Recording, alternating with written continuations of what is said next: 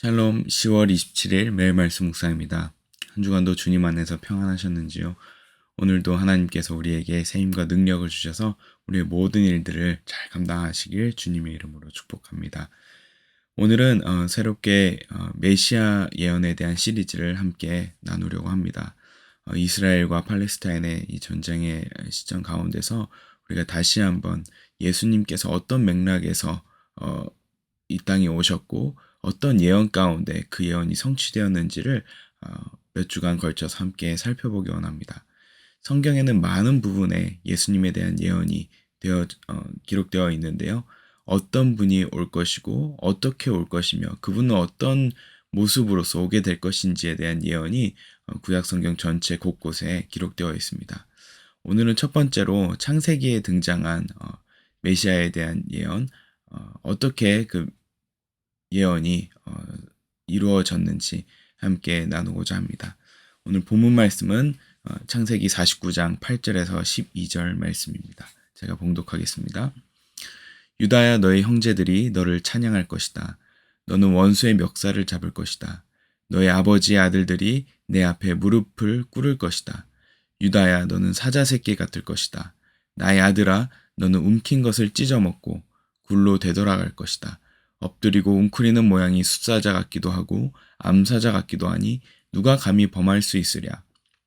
임금의 지휘봉이 유다를 떠나지 않고 통치자의 지휘봉이 자손 만대까지 이를 것이다. 권능으로 그 자리에 앉을 분이 오시면 만민이 그에게 순종할 것이다. 그는 나귀를 포도나무에 매며 그 암나귀 새끼를 가장 좋은 포도나무 가지에 맬 것이다. 그는 옷을 포도주에다 빨며 그 겉옷은 포도주의 붉은 즙으로 빨 것이다. 그의 눈은 포도주 빛보다 진하고 그의 이는 우윳빛보다 힐 것이다. 아멘. 오늘 본문 말씀은 창세기의 마지막에 등장한 메시아에 대한 예언입니다.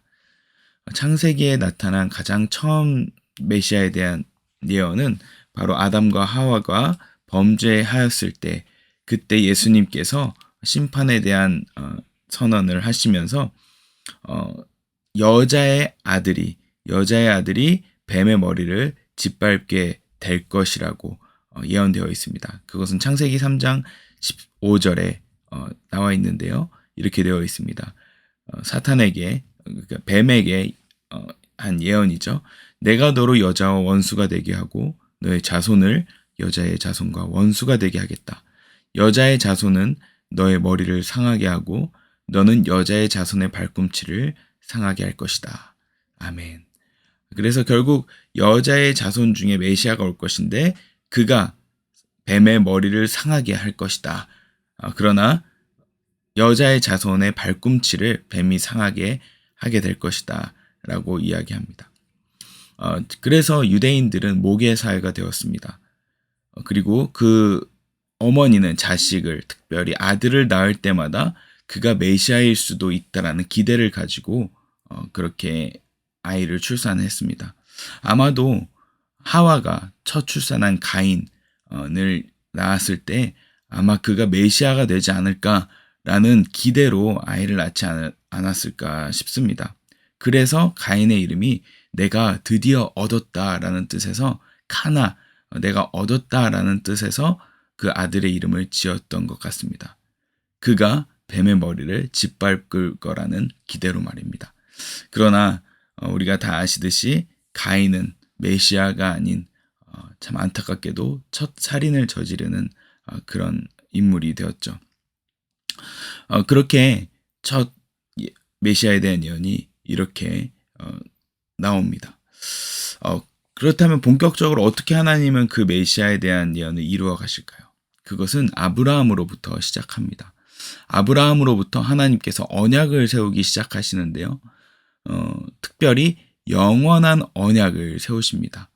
그 언약을 통해서 언약이 그 아브라함을 위한 언약이 아니라 아브라함을만을 위한 언약이 아니라 영원히 세워지는 언약을 세우십니다. 그것이 창세기 17장 7절에서 8절에 등장하는데요. 이렇게 기록되어 있습니다.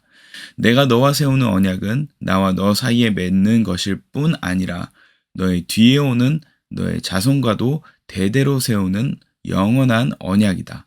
이 언약을 따라서 나는 너의 하나님이 될 뿐만 아니라 뒤에 오는 너의 자손의 하나님도 될 것이다. 그러면서 8절에 이렇게 되어 있습니다. 내가 지금 나그네로 사는 이 가나안 땅을 너와 내 뒤에 오는 자손에게 영원한 소유로 모두 주고 나는 그들의 하나님이 될 것이다.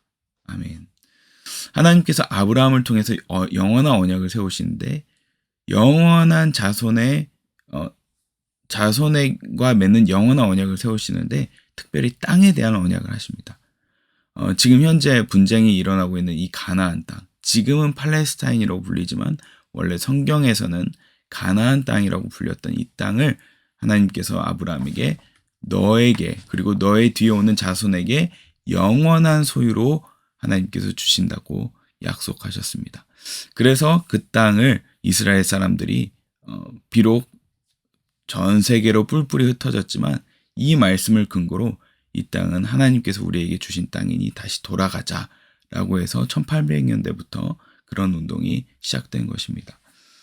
그렇게 하나님께서는 아브라함과 영원한 언약을 세우셨고요. 아브라함뿐만 아니라 이삭과도 또 언약을 새롭게 세우십니다. 그 언약이 무엇입니까?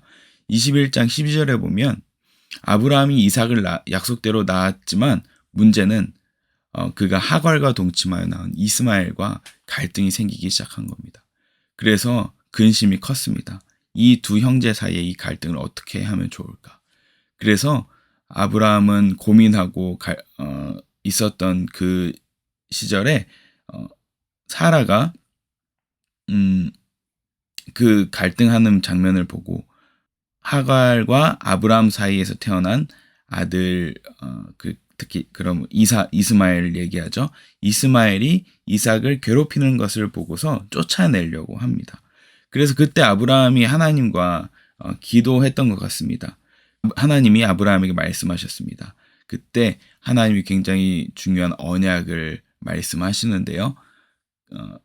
21장 12절에 이렇게 기록되어 있습니다. 하나님이 그 아브라함에게 말씀하셨다. 그 아들과 그 어머니인 여종의 일로 너무 걱정하지 말아라. 이삭에게서 태어나는 사람이 너의 씨가 될 것이니 사라가 너에게 말한 대로 다 들어주어라. 그러면서 13절에 그러나 여종에게도 난 아들도 너의 씨니 그 아들은 그 아들대로 내가 한 민족이 되게 하겠다. 이렇게 하십니다. 즉 이삭이 아브라함의 언약을 받아서 하나님의 그 언약을 이어받는 존재로 약속해 주신 말씀이고요. 그러나 더불어서 이스마엘에게도 큰 민족이 될 것이라는 약속을 하십니다. 공교롭게도 그 민족이 지금의 아랍 민족이죠. 큰 갈등이 있는 그 민족입니다. 이스라엘과 아랍 민족들, 즉 이삭과 아브라함, 이스마엘의 갈등이 지금 이루어지고 있는 것입니다. 어찌되었든 하나님께서는 이삭에게 그 영원한 언약을 허락하여 주셨습니다. 그런데 이삭에게도 자녀들이 있었죠. 그 자녀들에게도 그 약속을 해주셨을까요? 네, 해주셨습니다. 28장 14절에 보면 야곱이 또 그의 형 에서와의 그 갈등 이후에 형의 축복을 가로채고서 에서가 그를 죽이려고 할 때 도망갔을 때 베델에서 하나님을 만나게 됩니다. 그때 야곱에게 하나님께서 약속해 주십니다. 28장 14절에 이렇게 기록되어 있습니다. 너의 자손이 땅의 티끌처럼 많아질 것이며 동서남북 사방으로 퍼질 것이다. 이 땅 위의 모든 백성이 너와 너의 자손 덕에 복을 받게 될 것이다. 아멘. 야곱에게 하나님께서 축복해 주시는 것은 또한 복에 대한 축복이었죠. 아브라함에게 주셨던 것처럼 너와 너의 자손을 통해서 여러 사람이 복을 받게 될 것이라고 말씀하십니다. 야곱이 말년에 그렇게 창세기 49장 8절에서 12절 오늘 본문 말씀에 죽기 전에 그 축복을 남기는데 그 영원한 언약에 대한 축복의 구체화가 이루어집니다. 각 12지파의 자손들에게 축복을 해주시는데 특별히 유다에게 하는 축복이 있습니다. 그 축복이 무엇입니까? 이 축복은 바로 하나님의 언약에 대한 약속인데요. 그 약속은 유다를 통해서 하나님의 영원한 임금이 나타날 것이라는 예언입니다. 10절에 보면 임금의 지휘봉이 유다를 떠나지 않고 통치자의 지휘봉이 자손 만대까지 이를 것이라고 이야기합니다. 권능으로 그 자리에 앉을 분이 오시면 만민이 그에게 순종할 것이다. 아멘. 유다를 통해서 온 그 왕권을 가진 분이 오시면, 영원한 지휘봉을 가진 그분이 오시게 되면 모든 민족이 그에게 순종할 것이라고 예언되어 있습니다. 그분이 누구이십니까? 바로 우리 예수님이시죠. 모든 민족이 그 예수님을 왕으로 삼고 지금 순종하고 있습니다. 모든 민족이 자신의 출신과 어떤 배경에 상관없이 그분을 왕으로 삼고 그분을 구원자로 믿고 따르고 있습니다. 이것은 국경에 상관이 없습니다. 민족에 상관이 없습니다. 이것은 예수님께서 우리에게 주신 그 큰 은혜입니다. 그것은 모든 민족이 예수님을 믿음으로 구주로 영접하면 다 그분의 하나님의 자녀가 되기 때문입니다. 그에 대한 예언이 있는데요. 특별히 어떤 예언이 있냐면 8절에 이렇게 기록되어 있습니다. 너는 원수의 멱살을 잡을 것이다. 너의 아버지의 아들들이 내 앞에서 무릎을 꿇을 것이다. 아멘. 특별히 원수의 멱살을 잡을 것이다 할 때 이 원수가 누구일까요? 네, 바로 창세기 초반에 나타났던 창세기 4장에 나타났던 뱀의 멱살을 잡는다는 의미입니다.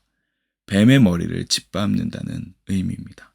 영원한 원수를 짓밟을 그 메시아가 유다 지파를 통해서 올 것이라고 기록되어 있습니다. 이렇게 창세기 전반에 걸친 예수님에 대한 예언이 등장합니다. 우리가 이것을 통해서 무엇을 묵상할 수 있을까요? 하나님의 언약은 자손 대대로 이어진다는 것입니다. 우리도 자손 대대로 하나님의 약속의 말씀이 이어지길 소망합니다. 우리 대에서 끝나는 것이 아니라 우리 아랫대 그리고 그 아랫대까지 정말 천대에 이르기까지 하나님의 복이 넘쳐나길 소망합니다. 예수님에 대한 예언이 이렇게 성취되었습니다.